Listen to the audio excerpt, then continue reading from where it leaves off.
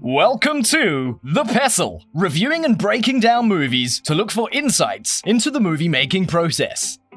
Hosted by Shower Thoughts. Shouldn't feet just be called leg hands? Now, let's dim the lights and start the show. Welcome everybody to The Pestle. Today's show is brought to you by Interflix, streaming the new mega hit The Crows Have Eyes 3, The Croning, only on Interflix. Welcome everybody to The Pestle. I am Wes. And I am Todd. And this is a film podcast where we discuss films at length. I would say 90% of our shows at minimum discuss the movie at hand. And so, I don't know, that's kind of one of the high points of the show, I think. I mean, we talk industry and work a little bit here and there, but usually as it applies to a film or, but I don't know. I listen to some podcast and I hit play for whatever, a discussion about hypertrophy on an exercise podcast. And then they spend 45 minutes talking about how someone deadlifted 1,000 pounds. And I'm like, okay, that is not even remotely close to the conversation. But I'm curious, like, when is it that you listen to podcasts? Like what is the kind of things that you're doing whenever you find yourself listening to a pod? Usually if I'm, if I go for a run or a long ride or something, or if I'm doing something where I'm kind of stuck doing that thing or, away from other distractions, I can't like have my phone on and listen to anything, or listen to a podcast, because it kind of defeats the purpose. It's like, well, why am I even listening if I'm like not even paying attention, doing something else? Yeah. So maybe if I'm waiting for my car to be inspected or something, or if I'm doing some chores around the house, things like that. Do you find yourself listening to more music than podcasts, or is it about even? Typically, yeah. I know it sounds funny because we do this, but I'm not a huge podcast person. I'll listen to something, I'll listen to Joe Rogan's podcast when there's someone on that I, am excited about. And a few others but it's usually through recommendations. I rarely go out searching for new podcast stuff, That's so interesting. what about you? Yeah. And I'm probably the exact opposite. Like, I'm listening to podcasts all the time when I wake up and I'm getting ready in the morning. The first thing I do when I walk into the bathroom, I have a little stereo in there. And I just hit play, like whatever podcast is kind of on deck. I have a few that are in steady rotation that I'm like, okay, some of it's news, topical kind of cultural conversations, trying to get, a breadth of different ideas around that. And then some of it's craft related, film, screenwriting, that kind of stuff. But whenever you're not in the gym with me, like, I'm listening to a podcast in there, it's kind of a way for me to distract myself from the pain. And then, that makes sense. If I'm driving or if I'm cooking, I can chew through a lot, because when we started doing this, I didn't listen to podcasts. Like, I had one, and that was Key and Clyde's podcast that I would listen to. And then other than that, I think when I was in the car, I would just listen to music. And then I just slowly, this is one podcast I'll listen to. And it's kind of accumulated into, I have, 20, 30 podcasts, some limited series like the Chernobyl podcast. And some are these, regular rotating things like Freakonomics. And I feel like I'm always learning something. And there's times when I get burned out for sure. But most of the time I'm like excited to tune in and add a new piece of information to, my dearth of knowledge about the world. So what are your favorite podcasts right now? Oh man. There's a new one it's called Blocked and Reported with Katie Herzog and some other dude, or some dude. And that one's great because it's these very left-leaning liberal people discussing some of some of the cultural issues with the left, as we commonly refer to it. And so I really appreciate anybody who's of a segment and criticizing that segment. I feel like you're going to get some really good insights or contradictory feedback that you wouldn't otherwise normally hear within that bubble. And so I love anti-bubble discussion from within the bubble. That's always really good. Freakonomics is always interesting. They're always having really fun dives, and I love that they challenge all kinds of ideas. Reason Roundtable I listen to a lot. That's libertarian views on today's stuff. There's a new one that's out. Gosh, that's called something about space. And I already forgot what it's called, but it's these two scientists who discuss space, and that's really all they do. Every single episode, they ignore almost everything else, and we're going to talk about how freaking cool Mars is today, or here's what's amazing about Venus. Did you know Venus has had a probe landed on it back in the 70s? And by the Russians, and I was like, oh man, I feel like I've heard that before, but it's so rarely discussed because all of our attention's on like Mars and Jupiter. And so there's a lot of sciencey things. I will. I was like, I think this is something Todd would enjoy. For sure. I love hearing nerds talk. The last one I'll note is Script Notes. I periodically tune into those guys. They're interesting. And what's been really crazy, I started watching this new show on Apple TV called Mythic Quest that I was telling you about. And there's this character that pops in about halfway through the first season, and I hated him. And at a certain point, I noticed in the credits the name Craig Mazin, and I was like, no, is that Craig? So this new guy that popped up on the show is this guy that I actually really love. But in the show, he's terrible. Like, he's such a annoying character.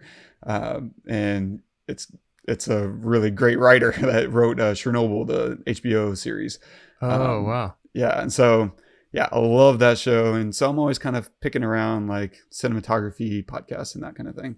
Wait, one of the writers of Chernobyl is starring in Mythic Quest? Yeah. And he's not an actor. It's not like, he's a Quentin Tarantino type where he acts and he's a writer. Like, he wrote Chernobyl. Chernobyl was his baby from beginning to end.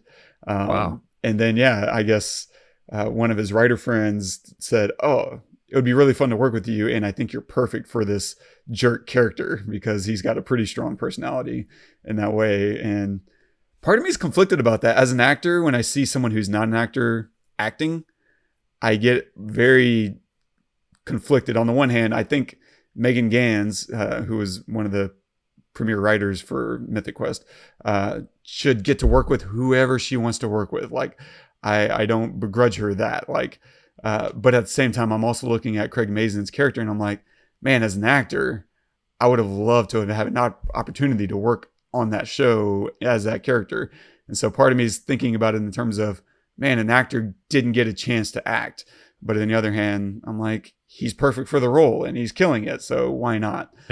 So I just have this whirlwind of, I don't know, hypocrisy and and frustration kind of swirling around. Isn't that life? Isn't it life? For sure.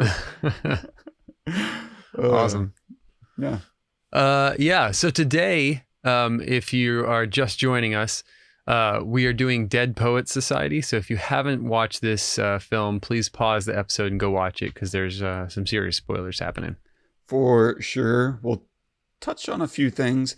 Cinematography, some of the spinning cameras they have in a few scenes is I found kind of interesting. We'll also touch on story and writing and ask the question, what's in a name? And look at some of their naming conventions. That and other such stuff and things and stuff. And a quick synopsis of the film. Maverick teacher John Keating uses poetry to embolden his boarding school students to new heights of self-expression. Directed by Peter Weir. Screenplay by Tom Schulman. Cinematography by John Seale. And is starring Robin Williams as John Keating, Robert Sean Leonard as Neil Perry, Ethan Hawke as Todd Anderson, Josh Charles as Knox Overstreet, and Alexandra Powers as Chris Noel. Now, for those of you who don't know, a yelp is a loud cry or yell. Now, Todd, I would like you to give us a demonstration of a barbaric yelp. Come on, you can't yelp sitting down. Let's go. Come on, up. Gotta get in yawping stance. A yawp. No, not just a yawp. A barbaric yawp. Yawp. Come on, louder. Yawp. Oh, that's a mouse. Come on, louder. Yawp. Oh, good God, boy, yell like a man. There it is. You see, you have a barbarian in you after all. Now, you don't get away that easy. Picture of Uncle Walt up there. What does he remind you of? Don't think.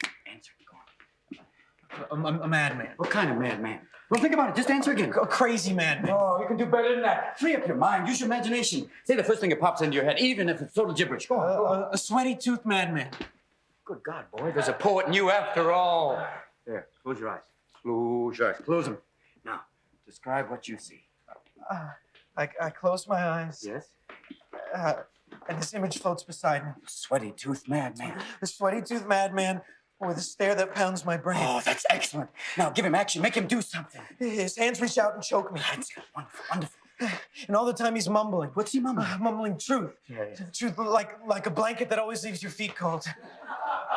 Forget them. Forget them. Stay with the blanket. Tell me about that blanket. You push it, stretch it, it'll never be enough. You kick at it, beat it, it'll never cover any of us. From the moment we enter crying to the moment we leave dying, it'll just cover your face as you wail and cry and scream.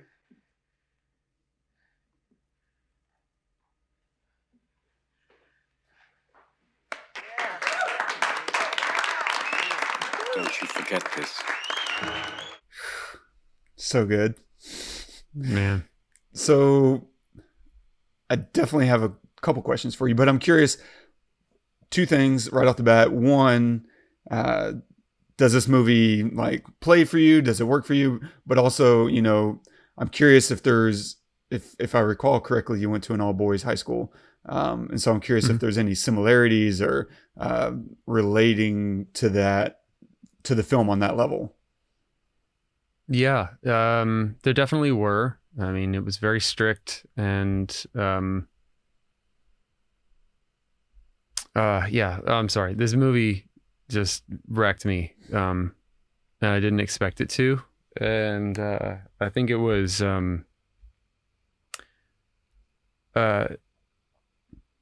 just watching Robin Williams do his thing, you know, in a way that only he could do again. And I just kind of I found it really hard to get through the whole thing in one sitting. And it was sorry. It's okay. So yeah, it was, I mean, you know, whatever.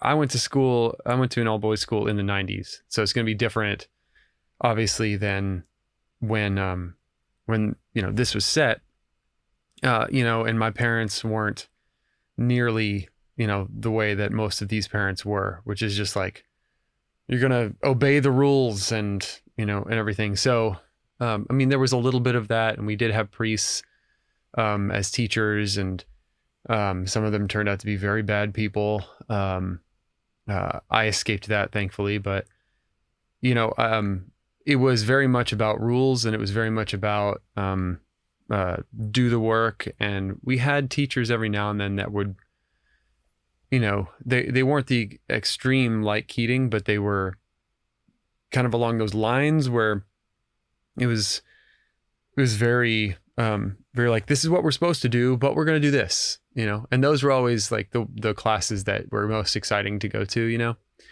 And the ones that I remember the most.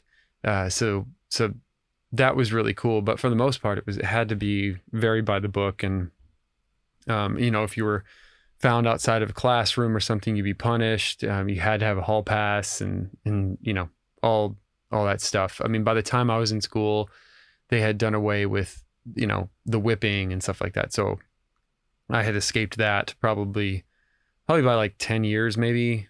So not by much, but enough. But yeah, so there were some similarities, but for the most part, it was still otherworldly. It was still very like, different than my experience in the aggression kind of way, you know? But it was, but there were still, I still think that there were parts that I don't remember about high school on purpose, that, Wow. that were,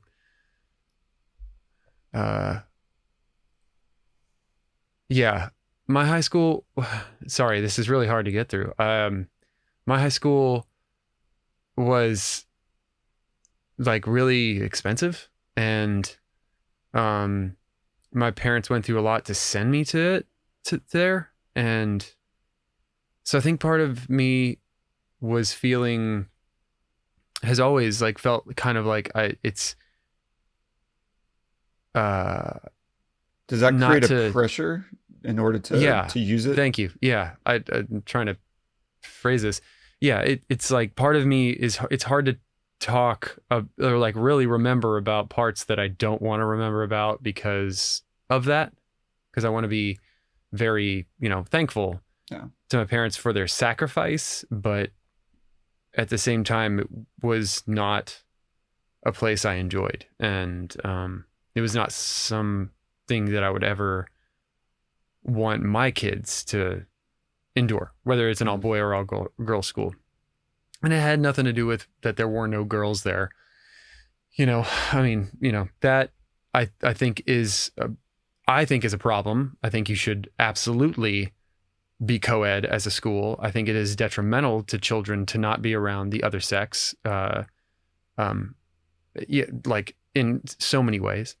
But yeah. I mean, there were some things that just kind of like triggered me a little bit and were difficult to watch and made me angry and just, so thankful that is rare now, well, at least from my world view, it's rare. I'm sure for other people that does exist. There are still boarding schools and stuff, but hopefully teachers that, aren't like these teachers, other than Keating. Right. So anyway, there's just so much about this movie that I loved that and I watched it with my wife too. So it was a wonderful experience. It's just an incredible film. And, Robin Williams is amazing in it. I think that all the actors are incredible in it. I mean, geez, man. Ethan Hawke and Robert Leonard, like they're just so fantastic, and obviously there are some lines, there's some lines here or there that you're just like, it's like that. Okay. That's very, when did this come out? 80s, 90s? 89. Yeah. 89. Yeah. On the cusp there. I was like, they're so 80s, but it could have been early 90s. Doesn't matter. They're the same thing really. But for the most part, I thought that they just completely nailed it. I thought the moments, the build moments of the desk standing, the Bill moments of, Neil's the death. parents thank you. The parents finding Neil and Neil, his acting and all, it's like they have really good lead-ins to these moments that are supposed to be transformative or you're supposed to pay attention. Even the moments from the beginning of Keating kneeling down in the circle of his students, say he's, you tell a student, okay, your parents probably want you to be a doctor or a lawyer or whatever. And that is noble. That's a noble life pursuit. But what's the point in literature? Well, it is life. It's the meaning of life, right? You can be a doctor to, experience life or whatever, but like the meaning of life is this. And kneeling down and being quiet and small, and the camera being down there with him really like made me feel like I was there. And I can't look at Robin Williams at all. I can't look at him at all at all without like having an emotional, visceral response. And him in this role, this like, this powerful, but just kind of like taking you by your hand, like guiding role is an unbelievable experience that I definitely didn't have before he died. But I wasn't watching movies the same way I'm watching them now, So it was just yeah, I haven't had this kind of experience with a movie in a really long time. So it was really awesome and exhausting to just tell you the truth. What did Jenny say? Yeah, did you and Jenny have a talk about it at all during or after? Yeah, we talked about it quite a bit. I mean, some of the bullet points are like when they found Neil, when the parents found Neil, I lost my mind. I lost it. Like I've never cried like that in a movie or because of a movie or anything. Really, like I haven't cried like that in probably 20 years, where I was just uncontrollably heaving. And I think that had, I mean, it was everything to do with the direction and the movie and the pacing of and like, and the setup for it and everything. So we talked about that and how, we just need to support our kids and we need to tell them that whatever it is that you love, do it. And we got you back and the light's always on, we're always here, that kind of thing. But we also talked about Walt Whitman and, the poem, the Road Less Traveled poem. And she said, it's so interesting because everybody gets that poem wrong. I said, what do you mean? She said, well, it's not called The Road Less Traveled. It's called, I have it here. It's called The Road Not Taken. So the poem is not about him choosing to take the road less traveled. It's about him wishing he could take both. Wow. Coming to a divergence in a road and seeing that they're both pretty much equally tread down and only being able to choose one. And always longing to know what the other one would have been like, what would have happened, or what would it have been better or worse or whatever. And if you read the whole poem, it's obvious. I mean, it's called The Road Not Taken, not The Road Less Traveled. So it's literally the opposite, but everybody takes the last couple of lines of the poem. If you want, I'll read it. Yeah, please. I have it right here. Yeah. And I'm terrible at reading, obviously, because I can't even read the notes you write at the beginning of every, I can't even read the synopsis ever. So I'm a terrible reader, but that's Not why true. I do a film Not podcast. All right. So yeah, this Walt Whitman, The Road Not Taken. 2 roads diverge in a yellow wood, and sorry I could not travel both, and be one traveler. Long I stood, and looked down one as far as I could, to where it bent in the undergrowth. Then took the other, as just as fair, and having perhaps the better claim, because it was grassy and wanted wear. Though, as for that, the passing there had worn them really about the same. And both that morning equally lay in leaves no step had trodden black.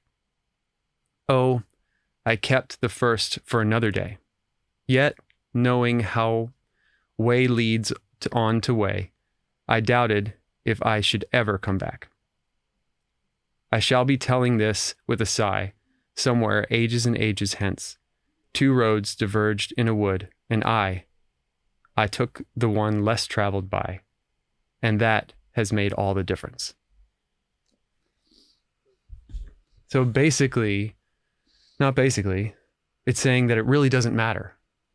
That you come to a fork in the road, you take one, because you're only one traveler. You're only one person. You can't take them both. And that makes all the difference, that you take one.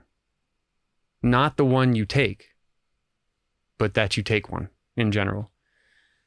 And you can always, and he says, it's so interesting because he says, knowing how I kept it for another day, but knowing how way leads on to way, I doubted if I should ever come back. So it's like, oh, I'll do that another day just to make yourself feel better, but you're probably never going to do it.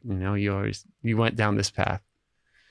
So, now knowing that, you take the poem, it just opens up the poem to this whole world, because I always, felt weird about that, take the road less traveled. And they address that so much in this film, when I forget his name, but when that one kid stands up in the church and like talks back, Dalton. right? And then gets paddled. Yeah. And then Keating goes and talks to him and says, no, that's not the point. The point is not to just always take the road less traveled, to always be, combative. The point is to come to my class, to be able to come to my class, right? To choose, to pick and choose, like, and that is the beauty of being able to do that. And I felt like for the first time I heard that, and I loved it even more, because before, yes, there is some nobility to doing that, to saying, oh, this is the easy way, but I want to take the harder way because I think it's going to be better for me, or it's going to pull something out that the easy way won't, or whatever. But it's not always necessary.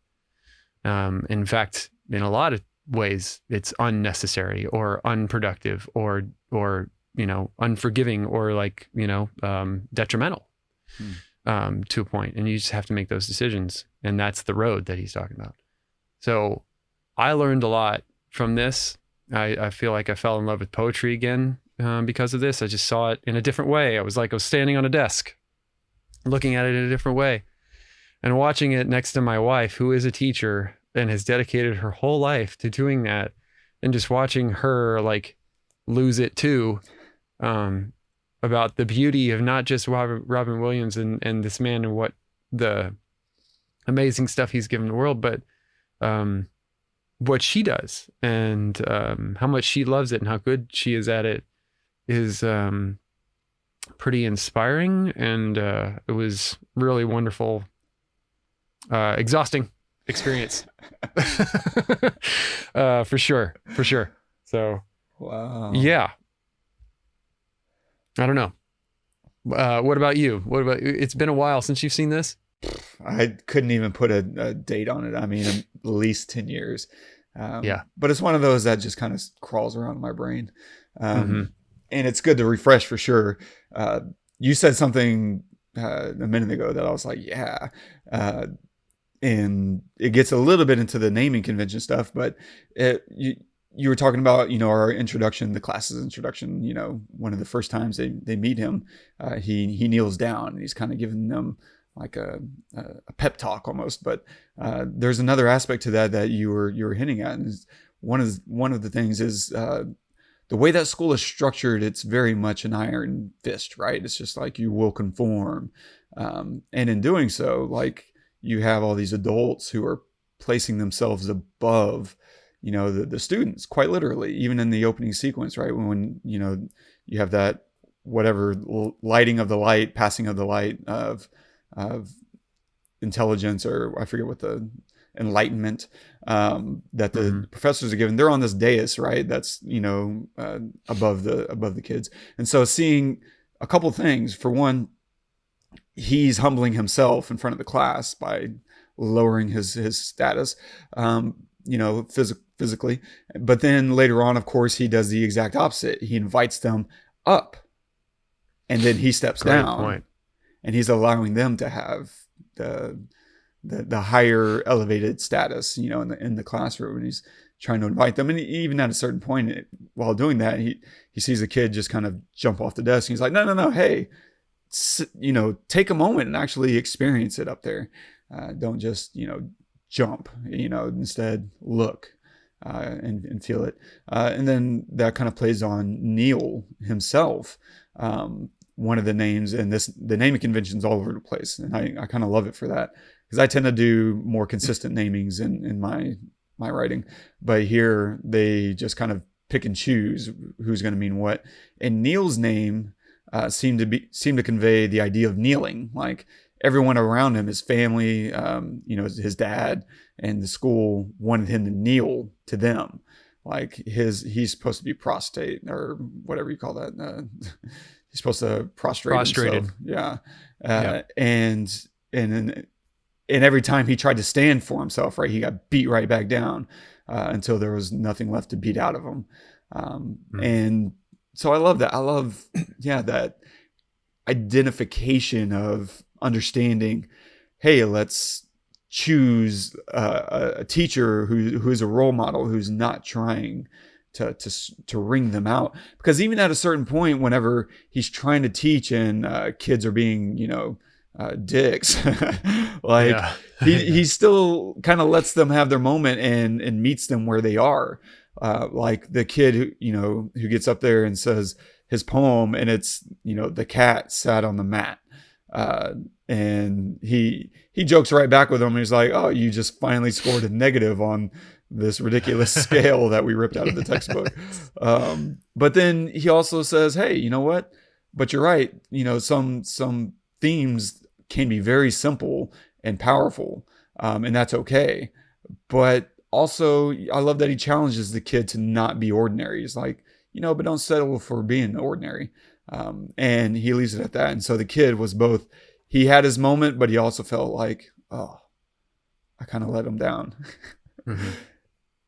But with direction, it wasn't just for the sake of, I'm ashamed of you and I'm whatever, I'm looking down on you. But it was like, hey, there's somewhere else to go. There's something to aspire to. And I love that. That was his thing. It was, let me give them something to aspire to instead of saying, hey, be and do this. It was the exact opposite of that, right? The whole walk around in the courtyard, and then Dalton, the one who ends up speaking out in the assembly and getting in trouble or whatever, he decides to not walk, and he's like, "Thank you, you're an exemplification, right? You're proving my point." And at first, you're kind of like, "Is he being sarcastic? Is he, just?" But then he ends on this other note. God, I'm totally going to forget what he said, but it was to the effect of the idea of nonconformity. Do not conform. And he was like kind of underscoring like, good, you chose something that was for you, despite what I was wanting you to do. And he, lightly applauded that. And I say lightly because at the same time, I'm sure there's a limit for him, and we find that limit, right? Yeah. And that's good too. But I loved it, man. It still holds up for me. I still really enjoy it. There are those lines that kind of creep in here and there that seem appropriate to the time. I couldn't quite pin down when this era is supposed to be, late 50s, early 60s. It's kind of what I settled on, but I'm not sure. So there's certain elements that are like, who calls their dad father? Like, father, don't say that, or and it's just like, okay, it doesn't feel right out of the mouth, but at the same time, I know it's accurate to the setting. But by and large, I mean, a lot of it's gorgeous, a lot of beautiful shots. There's that scene where the bagpiper's on the water, and it's just all these beautiful purples and golden hues against the silhouetted trees, and it's just like, oh my God, is that a painting or a frame? And it's just absolutely perfect. This speaks to me. I love Robin Williams, and that's the funny thing, he's only kind of in here, right? He's sprinkled in, but for me, any movie that he shows up in is a Robin Williams movie. Takes it over. Totally. Completely takes it over. And that I noticed that too. I realized that too towards the end. I think, when was it? It was like right before the last time you see him, before the last time you see him. So not when he's like collecting his belongings, but the time before that. And I don't remember what it was. Oh, I think it was after he finds out that Neil killed himself, and he sees the book, and I realized at that point, I was like, we haven't even really spent a lot of time with him. We know nothing of him, very little of him beforehand. Whatever the kids find, we find, right? So we know as much as the kids know, which is really smart, really brilliant, because then that keeps him a little bit of a mystery, and we never know what's going to happen the next time we see him, and that's beautiful. I mean, I would imagine that would be Robin Williams anyway, and his personality. You never know what you're going to get when you see him. I imagine. I don't know, but yeah, it keeps it on your keeps you on your toes, and you don't know, like, oh, there he is. There's Keating. Okay, cool. What's going to happen now? yeah, so it was just beautiful. I totally agree. Yeah. I don't know. I'll run through some notes and we'll keep peppering Yeah. in things here and there. That's The cinematography, like I said, gorgeous. There was one thing they did a couple of times that I was just like, oh, that's interesting. What's happening here? And that's where they rotate the camera in one way or another. The first time I noticed them doing it is when Todd is writing a poem and he's feeling like he's, like we all do when we write, like, oh, this is terrible. And he kind of is quitting on it. Neil walks in and they have this conversation. And I love this moment between them because Todd is like, back off. And Neil listens to him. He's like, no. He's like, what? He's like, no. And he snatches it and they start racing around the room. And the camera just sits in the middle of the room and it just spins on its axis, right? We just kind of keep turning around and around and around. And that was the first time. The next time I noticed it was also with Todd. Whenever he says he doesn't have a poem, which was a lie. But then that clip that we played at the beginning where Keating challenges him to think, like, close your eyes and describe Walt Whitman and let's have this moment. Where's your barbaric yawp? And we're now putting it's the exact opposite. Now Todd is in the center and now we're kind of rotating around him and Keating together. And it's really interesting. I don't know that I nailed it, but what I felt from it is that it's creating a lot of life. And it's dizzying and a little confusing. And I feel like that's the vortex of Keating himself. Like they're being turned around by all these conflicting ideas and self-discovery. And Todd is a perfect example of someone who's trying to find his voice. And to some degree, he's not even trying. He doesn't want to discover his voice and he's kind of pushed into it, by his classmates, by Keating. And so it's just this vortex, this whirlpool of energy and excitement and discovery of who we are, as exemplified through Todd's story. And so I loved it. I don't know. It's a hard thing to pull off. I've seen other films do it and I hated it, where an otherwise great movie was almost completely ruined by a spinning camera. There's like Waves, I think, does that. Another film that does it really well. It Follows. And of course, different speeds and tempos and ideas behind it. But here it thrilled me. Like I loved the energy in it. And yeah, it was different. And it also takes a different type of lighting, and the way last week in The Fighter, we discussed kind of 360 lighting, and you have to do that. You have to 360 light for a scene like that.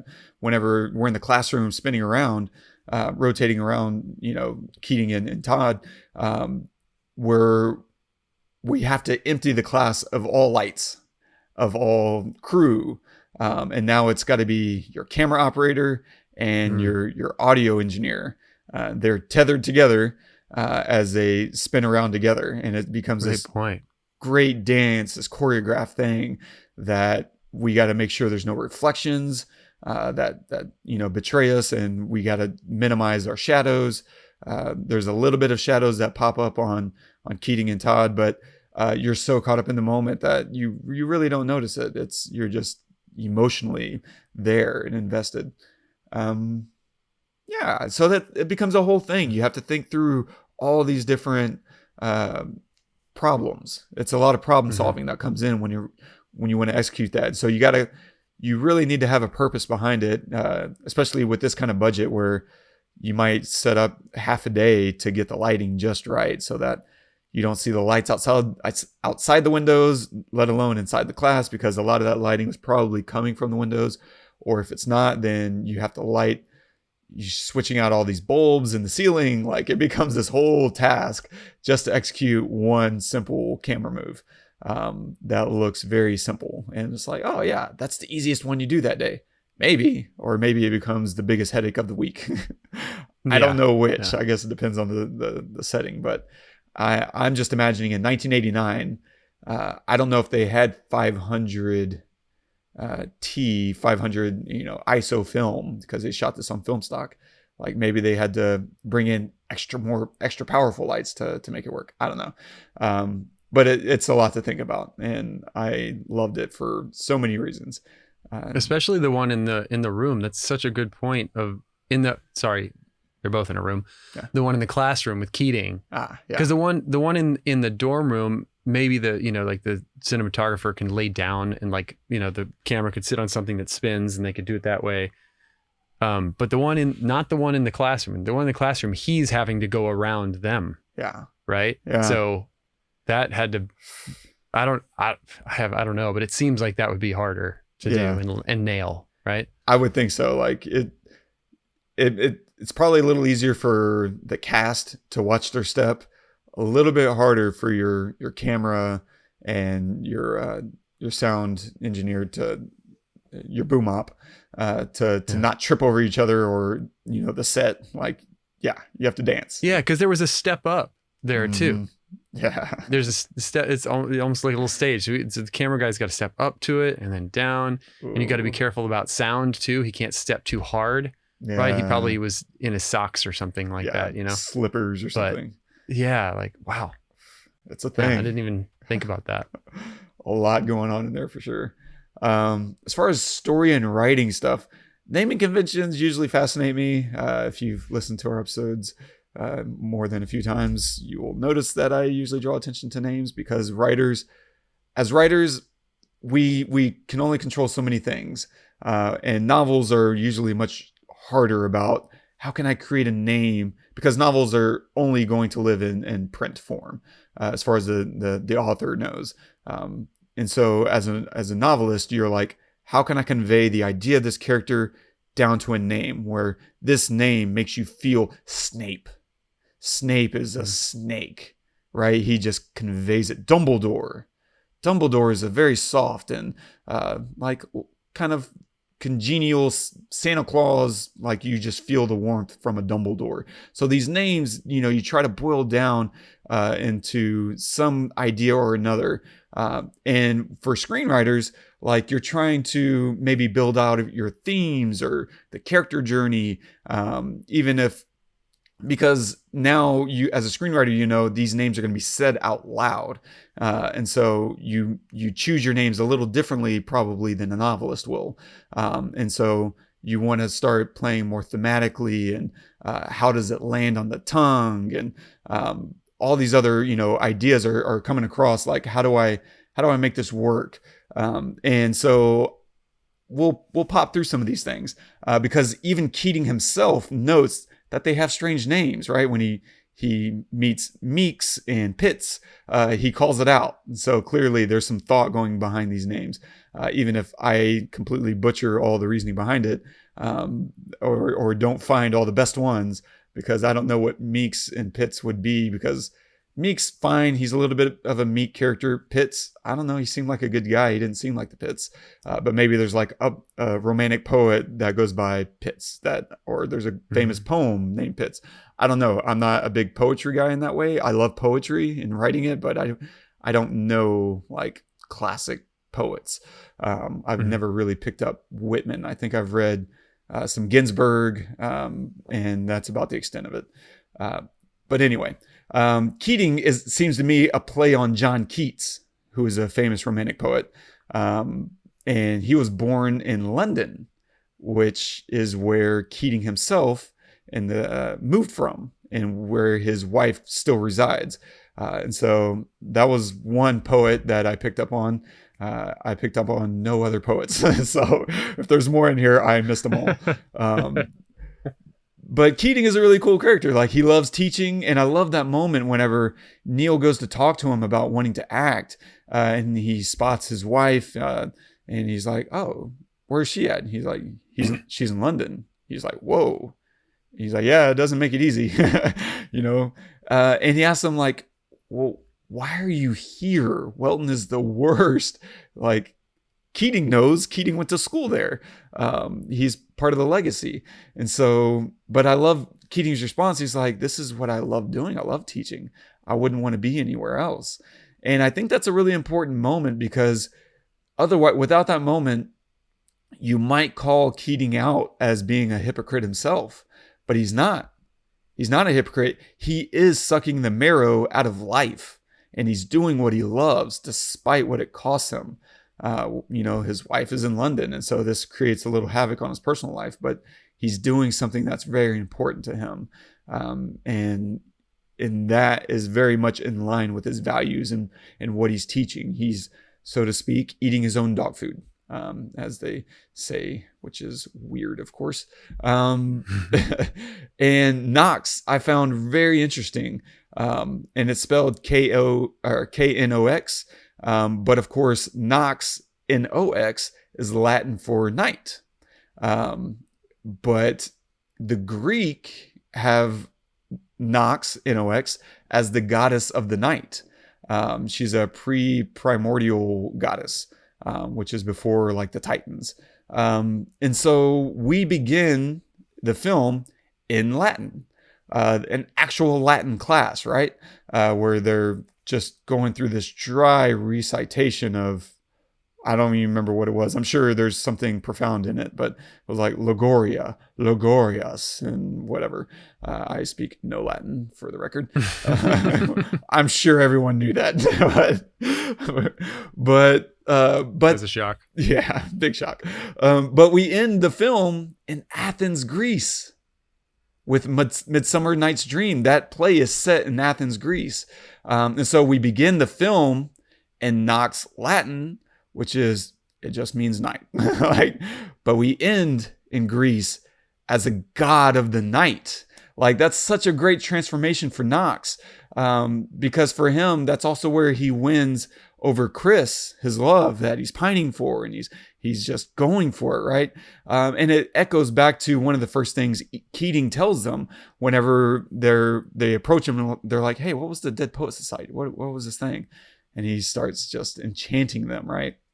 Because he's like, "No, we weren't just dudes or guys. Like, we were dripping the poets off our tongues like honey. Women swooned. Gods were created." And, and Knox in his own journey, he becomes a god. It's so good. And I love, there's this great moment whenever he cancels like a night. They had just gotten going during their Dead Poets meeting. And he's like, "I can't stand it. I got to go call her." And he they had just started. Now he flees and everyone follows him, and he goes to the phone and he calls Chris. And she's like, "Oh, hey, I'm glad you called. I'm having a party and I wanted to invite you." "Yeah, great. I'll be there. Bye." And he can't get off the phone fast enough. He's just he couldn't get to the phone fast enough, and now he can't get off the call fast enough. And there's this great little moment. And it's such a good moment as an actor, I feel like, because he's trying to tell, I think it's Charlie Dalton. And he's like, "Wait, she invited you to her boyfriend's party? Don't you see that as a problem?" He's like, "That's not the point." He's like, "What's the point?" The point, she was thinking about me. And it's great because he savors it. It's this really great revelatory moment. And on the page, it could be just this rush of words, but he sat there and he savored the idea that Chris thought about him. And he just kind of rolls it out to his friends as he's just savoring it like honey off the tongue. Like, it's just this beautiful little moment that, hey, he could have just popped it out like, "Hey, don't you get it?" in this exciting moment. And I'm sure it would have been good, but it wouldn't have been great. Right. And I love that. I think this movie is full of that kind of stuff, man. It's just full of it. That goes to the direction. I feel like is so well directed, and to be working with so many young actors. I mean, that had to be, I don't know. They were all fantastic actors. So maybe it wasn't so hard. I don't know. Whereas, maybe if you have a cast of younger actors that are not of that caliber, it could be very difficult and exhausting, and you've got to do a lot of takes and stuff. Maybe in this case, because they were just all, they're all like I mean, you know all their faces almost. I mean, there's a good, 4 or 5 of them that continue to, still work now, 40 years later almost. So, yeah, I wonder, but there had to be a lot of element of direction there of, maybe Weir told him to pause, have that moment, in this, or whatever. But I feel like there were so many great moments like that. Like when Todd, one moment like that in particular that stuck with me was like, that I think was probably a mixture of both direction and just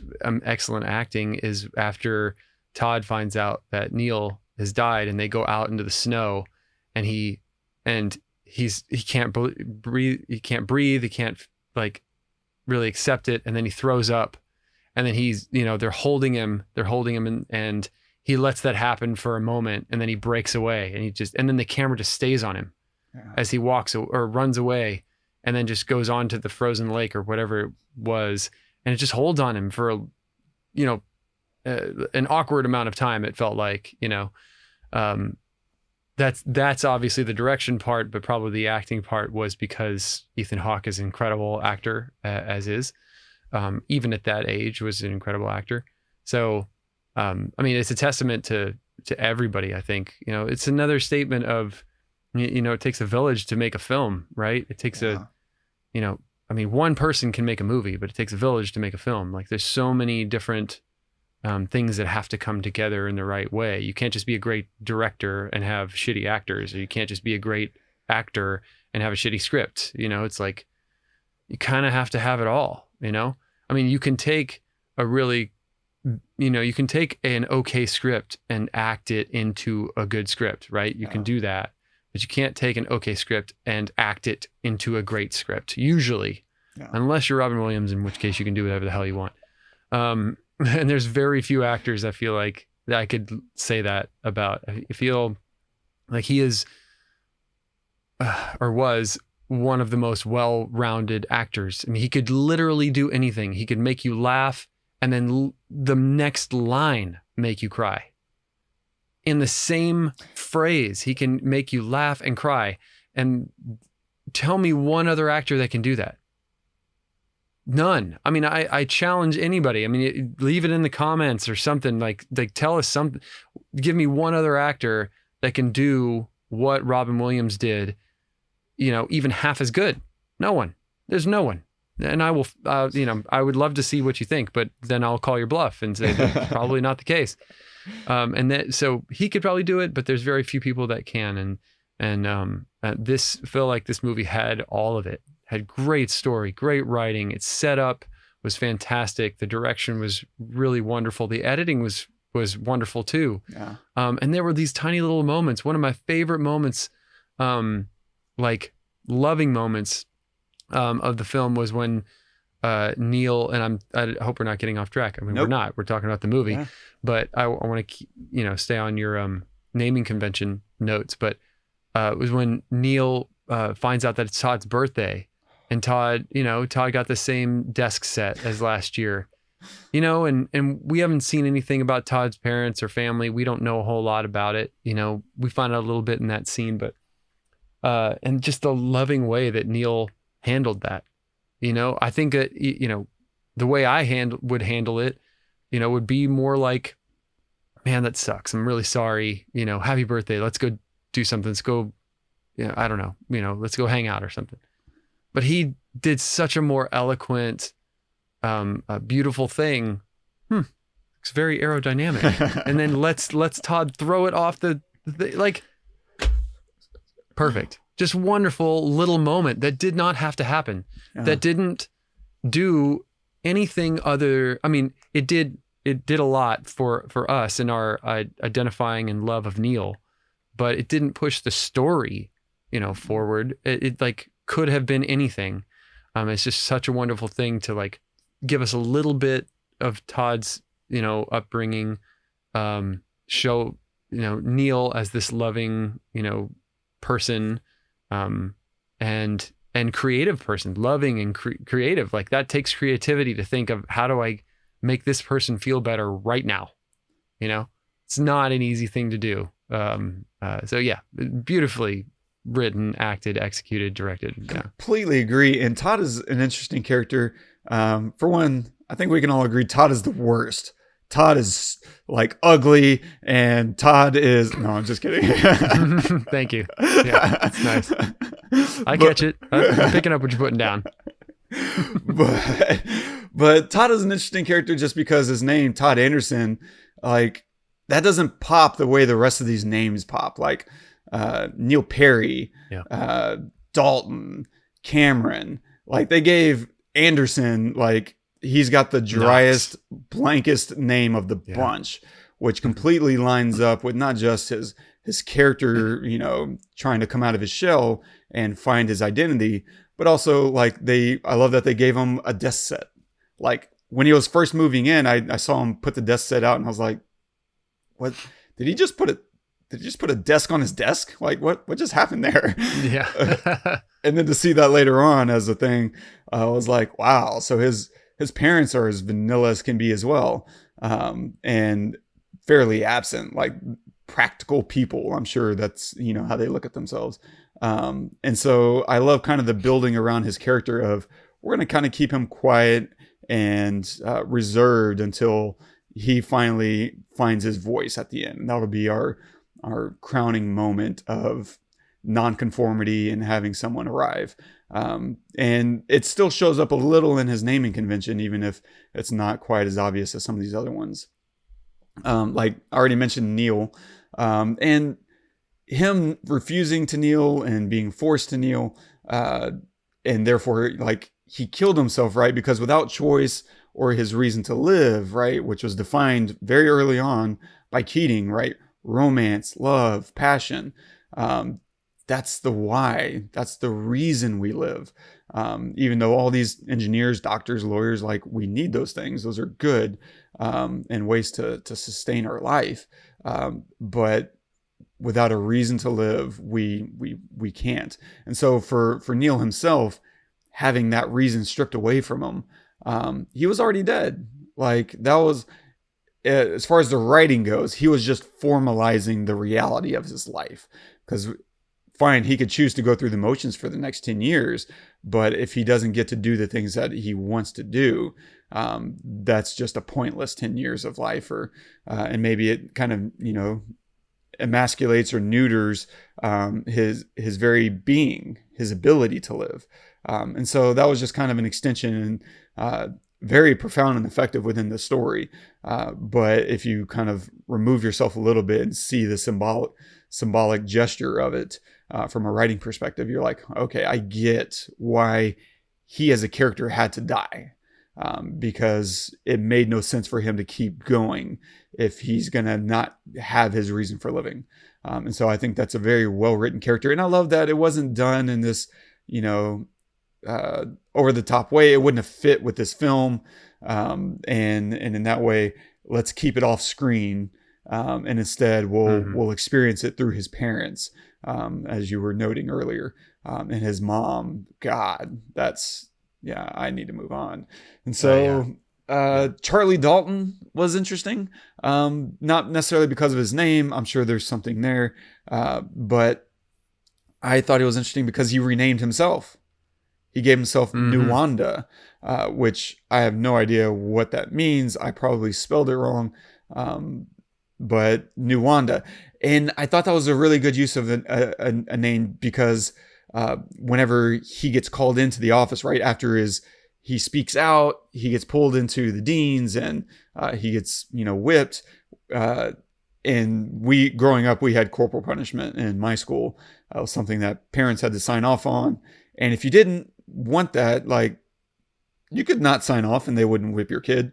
Most parents did sign off and they would look at the kids, looked at us because every kid said the same thing.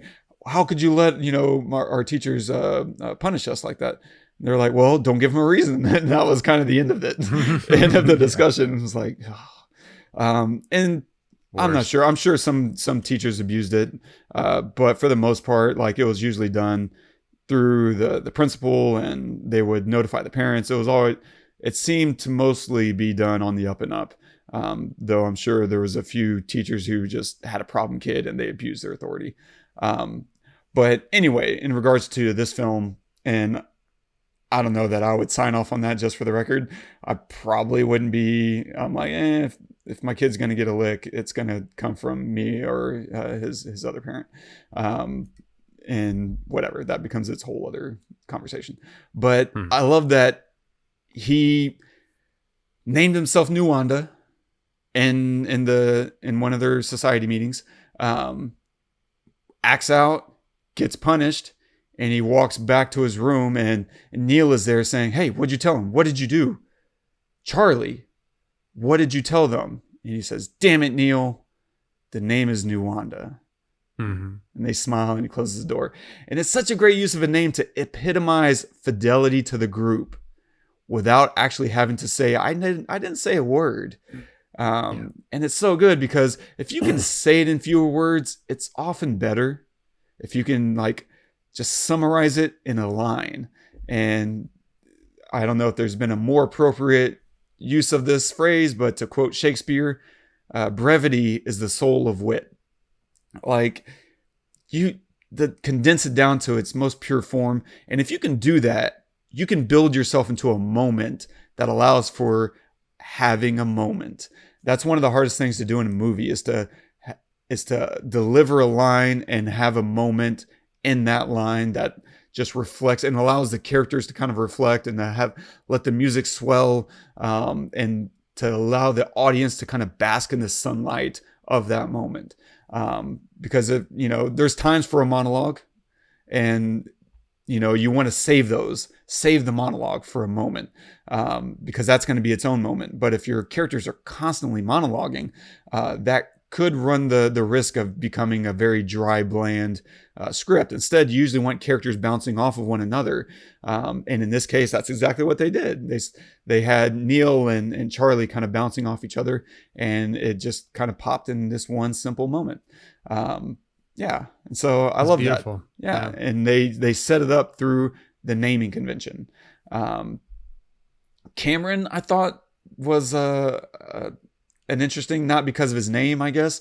I didn't walk away with anything regarding his name, but when we meet him and he's putting his foot in his mouth, he meets Todd and he's already like bagging on Todd, literally hasn't even met him yet. And he's just casting this judgment against him. And of course, Neil's like, "Hey, don't mind Cameron." Like he's just always putting his foot in his mouth. And in the inaugural Dead Poets Society meeting, Neil tells this great horror story about this old widow who's putting a puzzle together that spells her death. And it's like, wow, it's really creative and inventive, and it lands really well. And Cameron chimes in, "I got one that's even better than that." And he starts telling this really tired old story about the murderer who gets loose from the psych ward or whatever. And everyone immediately shouts him down like, "Yeah, bang, bang, bang." Everyone knows that one. And he's already a very tired character we don't like. And so, of course, he becomes our villain, alongside some of the teachers, right? And it just kind of boils down to there's always this kid who just doesn't get it. Like he just doesn't really get what's going on. And that, I want to say it even happens at the beginning, whenever the very first class, where Keating takes them down to the hallway, and they're all sitting looking at like the pictures of bygone eras. And Keating's like, "Yeah, look, I wasn't always the 400-pound titan that sits before you. I used to be the intellectual equivalent of this 98-pound scrawny kid who would go to the beach and have, men and women kick copies of whatever Whitman in my face, right? And he's kind of invoking this idea of this scrawny kid having dirt kicked into his face, but instead of dirt, it's like a really like Shakespeare or whatever it was. And it gets a laugh from some of the students. Like we look at, I want to say Neil and Dalton, and they're kind of laughing, and Cameron's looking over them confused, like, why are you laughing? Like it's brief and it's a glance, but I'm just like, yeah, this is a kid who's just, he's not with it. He's a yes, sir, no, sir. And he's going to get in line and do as he's told. And you know what? That's fine. I guess the world needs those. But at the same time, that's the kid who gets everyone in trouble. Like, who brings it all down, blames it on someone who doesn't deserve the blame just to save his own skin. Yeah. And so I don't know what's in the name for Cameron, but screw Cameron. Keating as a teacher, this kind of goes a little bit further into the writing aspect in the story. It's interesting that he invokes, "Oh, Captain, my Captain." And he's like, it's by Walt Whitman and it's about Abraham Lincoln. And that's such an interesting thing to invoke, because Lincoln is known as an emancipator, right? And so he's invoking, and he says, you know, you can call me Mr. Keating, or if you're more daring, you can call me, "Oh, Captain, my Captain." So he's kind of invoking himself as a Lincoln-esque character to these kids, because he's here to free these kids out of their shackles of conformity. And so his whole mission, as we come to understand it, is to free them through a very simple concept, which is carpe diem, right? He's trying to teach these kids how to seize the day and how to suck the marrow out of life, and how to challenge, the people around them, the conventions around them, and how to be your own person.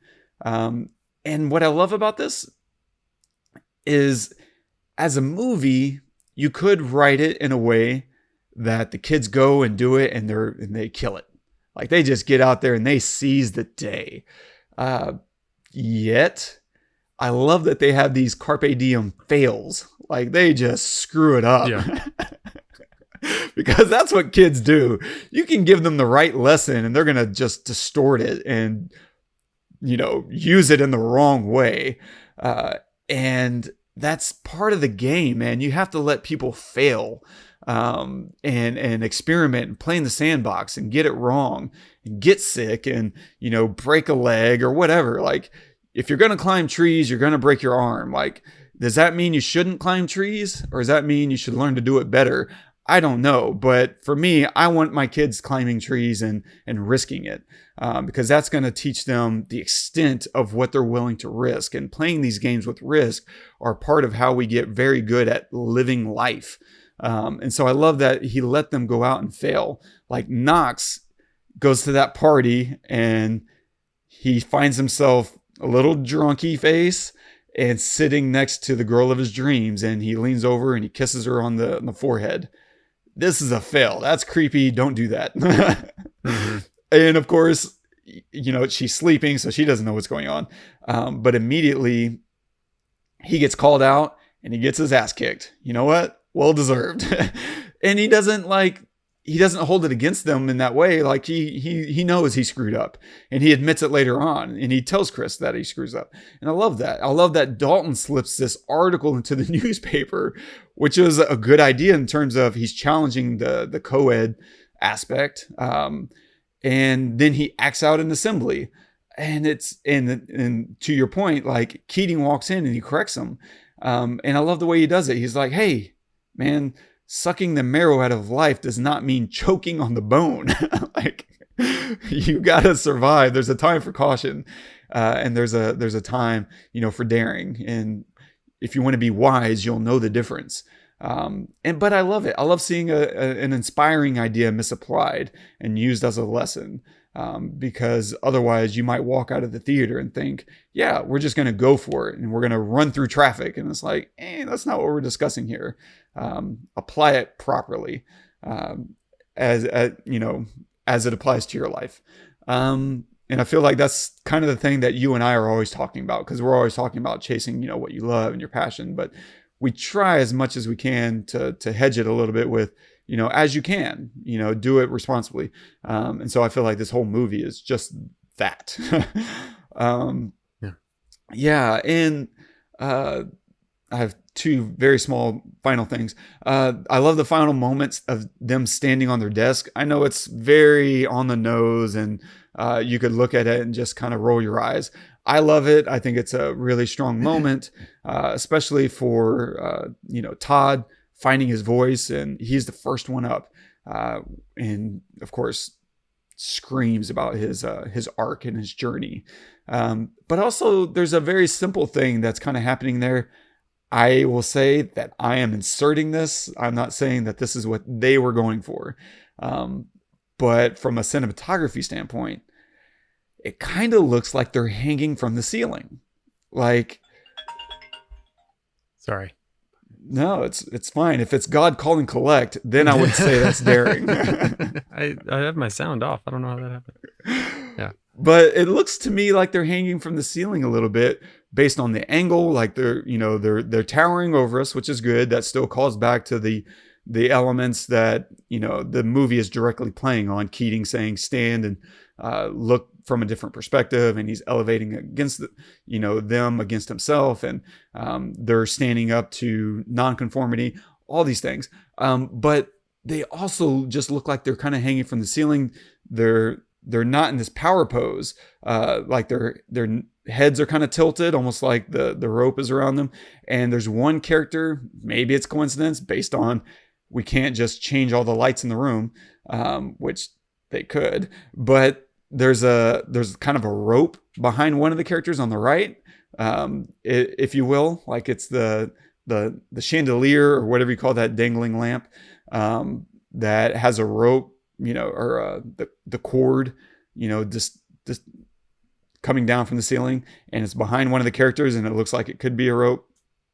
Anyway, so it just kind of had this feeling that they're hanging almost dead from the ceiling, and to me, the symbology of that, if that were intentional, would be that they are now dead poets. They are kind of becoming the thing that they have been trying to become, which is these romantic group of people who are now pursuing something much greater, because eventually, as he says in that very first meeting, you're all dead. We're all worm food, men, and eventually that's what each one of us becomes. And you can either face it and chase life, or you can not and become, like Walt Whitman said, maybe someone who died yet never having lived. And that would be, the greatest catastrophe of all. Yeah. There's one little odd bit that I discovered while creating the show notes, which was Lara Flynn Boyle was in this film, yet not in this film. Like, she was cast, but she was deleted from the film. And I found that really interesting. She's just as, to me anyway, famous as some of these other characters like Josh Charles, Ethan Hawke, Robert Sean Leonard. Fine, maybe not Robin Williams, but she's big. She's a very big name. And I just found it interesting that she was deleted, probably for runtime. I'm sure that probably cut off 5 or 10 minutes worth.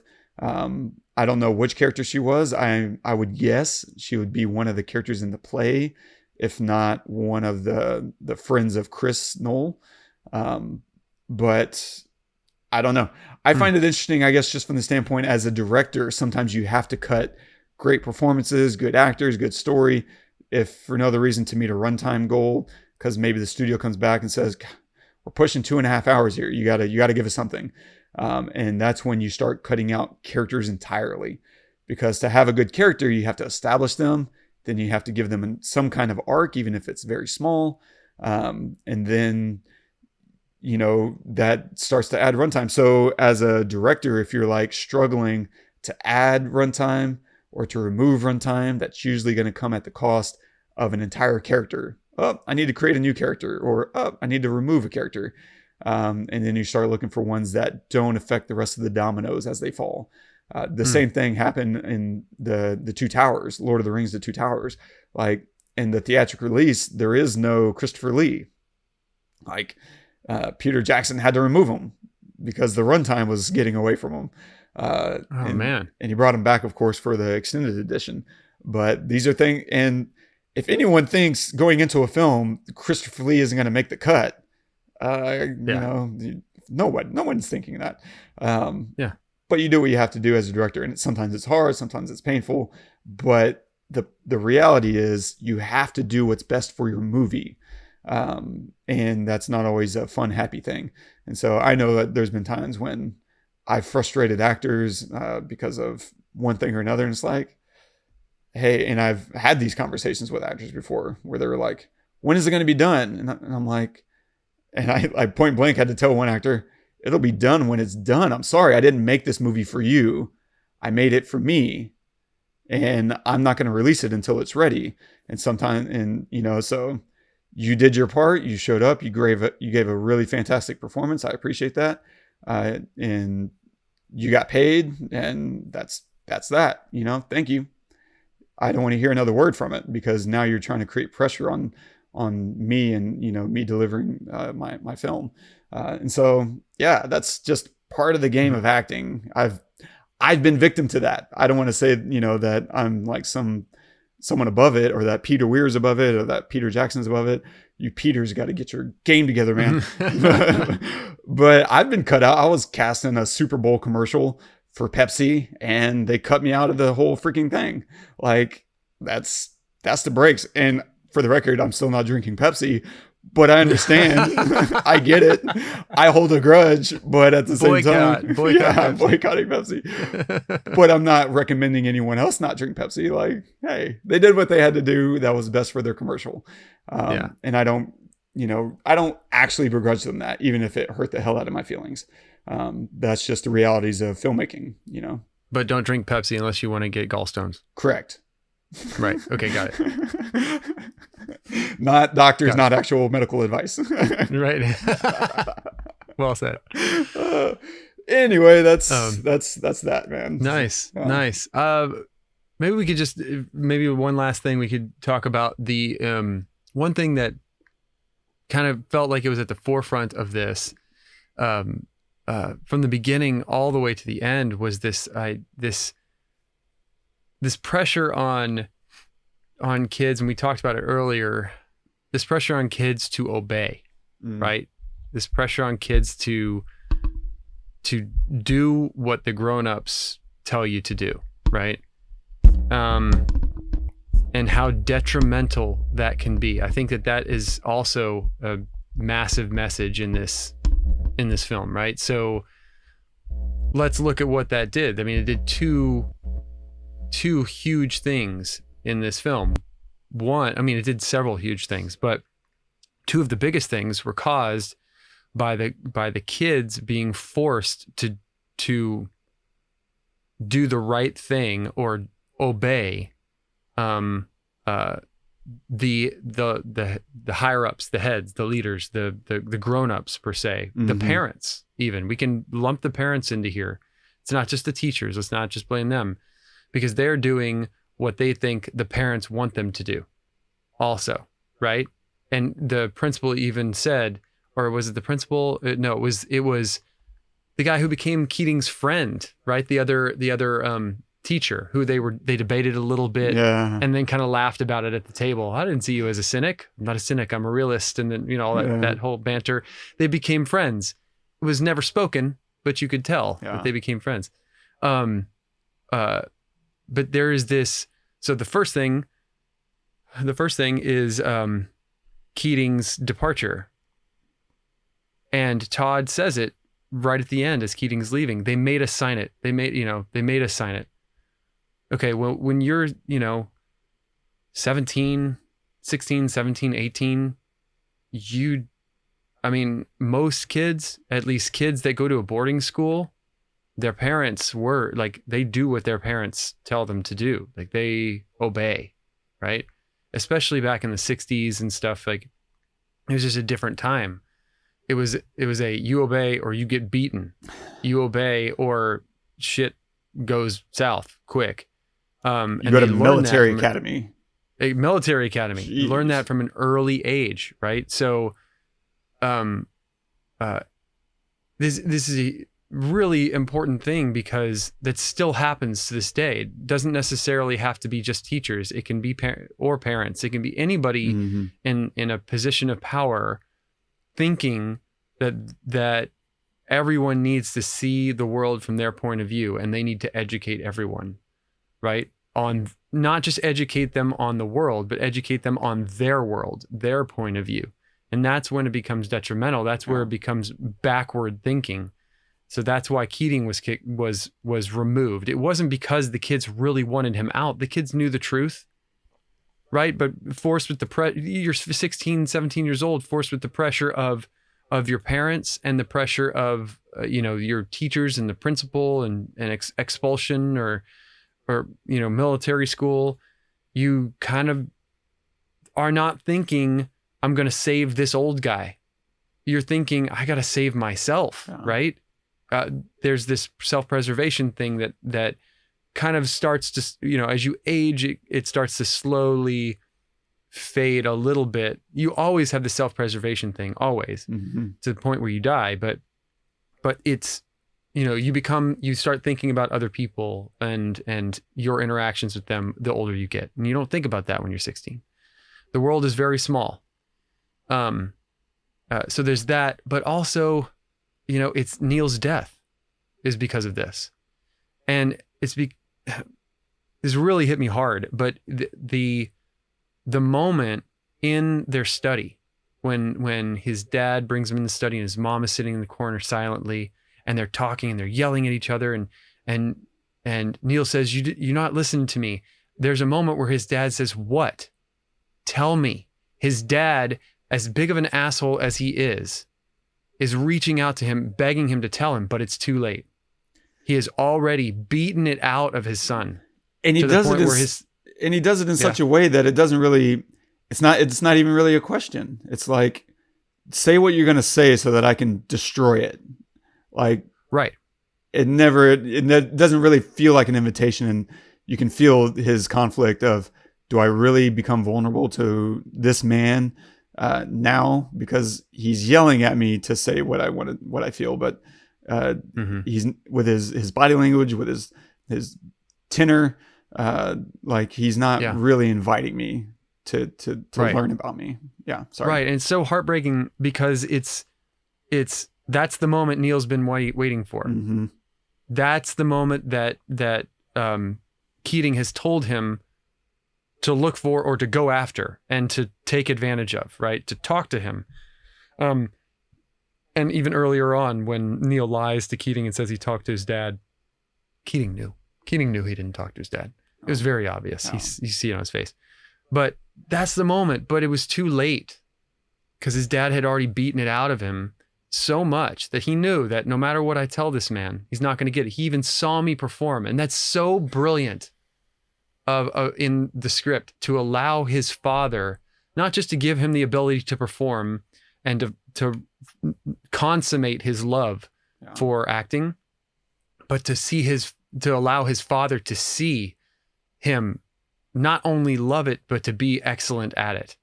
And then to still make the decision to destroy his life. Really, I mean, it's just heartbreaking all around. It's heartbreaking for Neil. It turns out to be heartbreaking for the parents. And just goes to show you that, like, you can never know what's best for someone else's life. And some decision that might not make any sense to you has nothing to do with you, right? Just because it's your son and he's not playing music like you want him to play music, or he's not heterosexual like you want him to be heterosexual, or whatever, it has nothing to do with you and everything to do with what fire gives them fire. And it's not just parents or teachers, it's politicians, it's employers,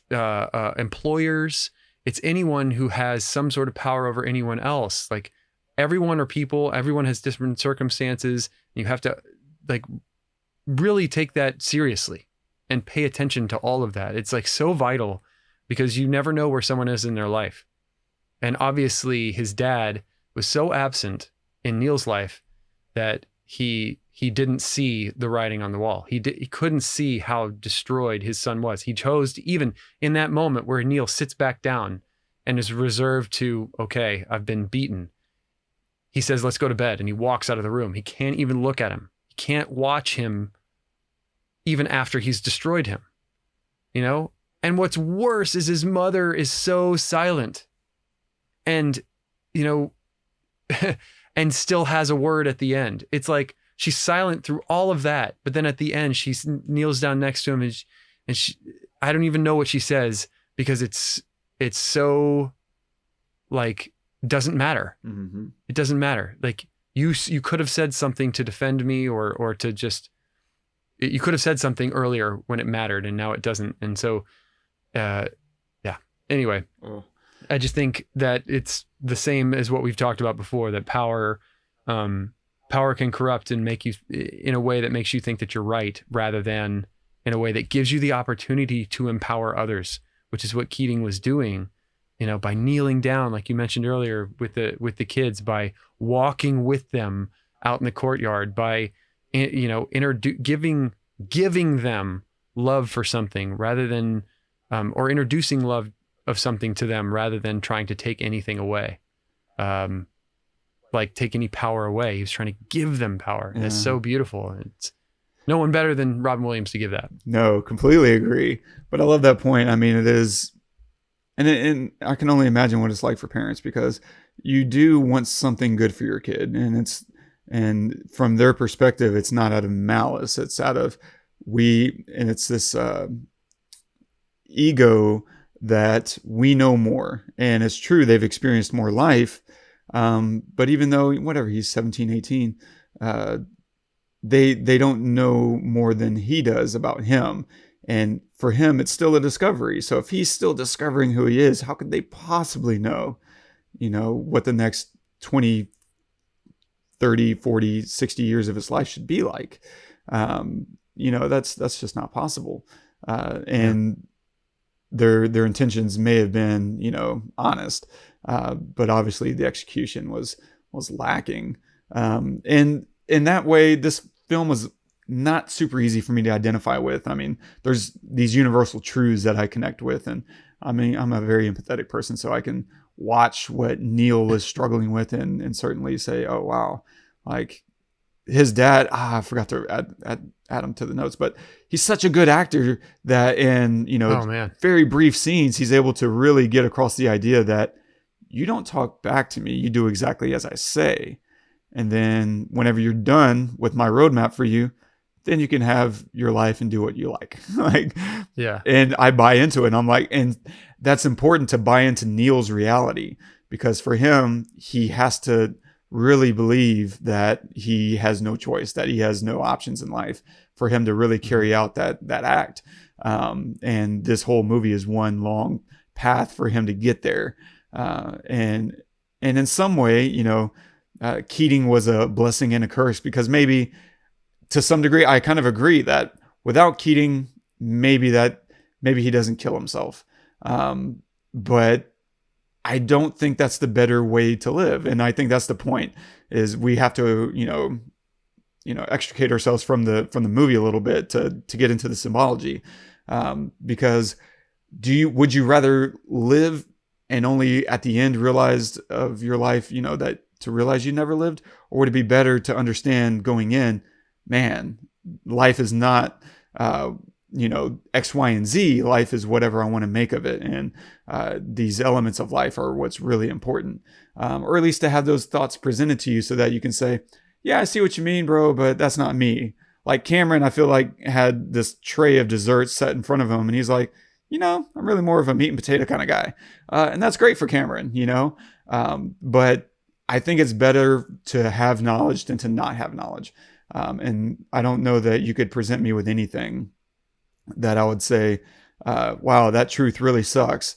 And I wish I hadn't known it, as opposed to giving me that truth. I'm sure there's some things, but if you could tell me God exists or doesn't exist, I would rather know that, for better or worse. If you were to be like, Scientology is correct, I'd be like, fuck. Well, all right. Time for my audit.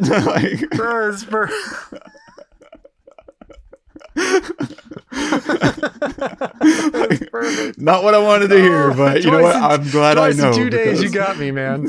Yesterday at the workout, you got me too. Well, I don't even remember what it was. It was some. It was like, oh my god. Oh, the laser thing. It was the laser thing. The what? The laser thing. Oh, Burn CDs or something. So just to set the table, like we were working out yesterday and I was like, Todd, man, I read this crazy freaking thing. I think it was these Chinese scientists who came up with the most powerful laser in the world. And it's been like over 10 years in the making where they're developing these techniques to make this incredibly powerful laser. And the way they describe the laser is that if you were to take all the sunlight that hits the earth on a given day and like narrow it down, focus it into 1 micron, that's how powerful this laser is. It's absolutely astonishingly like powerful, mind-bending. And Todd was like, whoa, that's freaking crazy. Like, what are they going to use it for? And I was like, I don't know, like making CDs and stuff. It was perfect. Because you weren't expecting me to ask that question, so you had no answer. It's like, oh, it's gonna either stop the conversation or I'm just gonna give the first thing that comes in my head, and that was it. And it was perfect. It was absolutely flawless. I lost my shit. Oh, we were dead. It was so good. But yeah, like I have no idea anymore. We were just I know. Yeah. And so in summary, I barely got through this movie in one piece. I was a mess the entire fucking time. And yet I'm still glad that I watched it. Yeah. And I think that yes, I would choose to know as well. And I just I thank Robin Williams for all the gifts that he has given us, from Mork and Mindy all the way to Dead Post Society, Aladdin, and Good Will Hunting, and everything else. And I can't thank him enough. And yeah, this movie was amazing. Agreed. Like whenever he passed, I will say, like, I've certainly had a lot of celebrities die that I cared deeply about. Like Tupac dying was a really big deal to me. Biggie, Aaliyah were all very, very big deals to me. But I'm not the kind of person who like cries over those kinds of things, because I don't know these people. I'm going to miss their art. I'm going to miss the light that they brought into the world. But I can distance myself and say, like, man, I feel my heart goes out to their family, and the art world is suffering, but more importantly, a family is suffering. When he died, that was the first and only time I've like just completely broken down. I had spent just a couple days before that, I had sat with my girlfriend at the time. We watched What Dreams May Come, and then like 2 or 3 days later, like he passed, and like I had a massive breakdown. I was like, what? And yeah, that's that. So yeah, completely agree. He brought a lot to the world. So that said, what are you going to recommend this week? Kind of a strange thing. So last night, my son and I, and my daughter actually, we watched this new Netflix film, animated film called The Mitchells versus Robots or something like that. Yeah. I even forget what it's called because it was just so, but yeah, that's what I'm going to recommend. I was in tears at the end of it too. I don't know why I'm so emotional these days. I don't know, but it's actually, the animation is incredible in it. There's a mixture of obviously computer generated animation, but looks like hand-drawn animation almost throughout the whole thing. And it's super thoughtful and well done, and beautiful at the same time, and loving. And it's a great family movie. And it's number 1 on Netflix right now. So, and as of today, this is May 8th that we're recording this, but yeah, I would absolutely go check it out. I'd recommend it, especially if you have kids, whether you have them or not, but it's a lot of fun and pokes fun at a lot of things, but is really, really enjoyable. And I think my son flipped out about it, and he's, I think, watching it right now with my wife inside. So yeah, definitely recommend that. Nice. I'm going to recommend a completely different tone, but I grew up on Ethan Hawke almost in the same way I grew up on Robin Williams. Like, I didn't know Ethan Hawke as a kid, but I watched a lot of his movies and didn't realize who he was, and that he was same human being, and Explorers and whatever, Before Sunrise, but he was a really important. Robin Williams, I knew I was going to watch every Robin Williams everything, like you said, Mork and Mindy, Good Morning Vietnam, like every single thing he did I watched, and so big deal. But I'm a big fan of Ethan Hawke, but even just as much, I really love Robert Sean Leonard, and he's done a lot of great things, but I don't think he's had the name recognition like Ethan, like Robin. And even though I think he's just as good of an actor, like if you've ever seen Swing Kids, he's fantastic. If you've ever watched House MD with, Hugh Laurie, he plays his best friend. He's fantastic in that. And he has a great character arc through that show. But there's another film that he did with Ethan Hawke and Ethan Hawke was in a film called Before Sunrise that he made with Richard Linklater. That was one of the most transformative films for me. And eventually we'll cover that. That'll be a while though.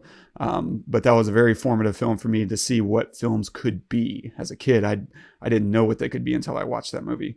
But Linklater made a film with Ethan Hawke and Robert Sean Leonard and Uma Thurman, and it's a 3-person movie.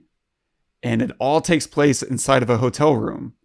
And it's called Tape. And it's so good. And it goes on a really wild journey. And it's one of those things that as a indie filmmaker, if you want inspiration for, man, how can I tell a low budget story? Man, go watch Tape. Like it'll take you on a ride. The performances are all absolutely fantastic. And worth watching. So yeah. Tape. Go check it out. Awesome. Stay tuned for next week. We continue our little Robin Williams mini marathon with Aladdin. Yeah. So looking forward to that one. That's the 1992 cartoon, not the obviously not the one with Will Smith. It's the one with the actual genie. Aladdin, all respect to Will. So stay tuned for that. And don't forget, subscribe, drop us a review on iTunes, preferably of the 5-ish star variety. Yes, please.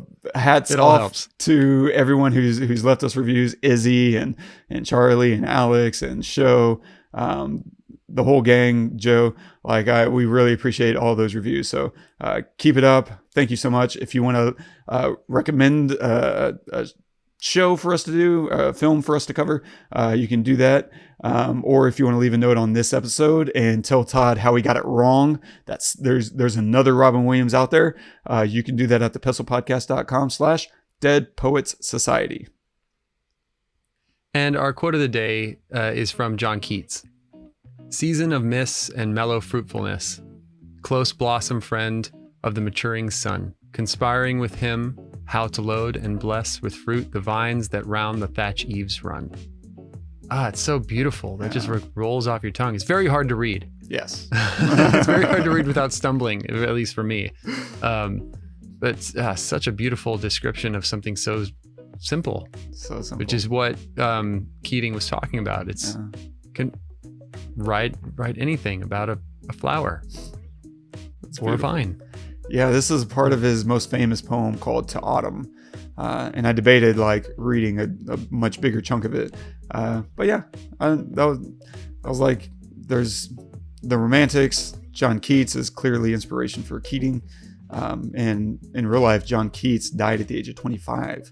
So everything that he accomplished came very early in life.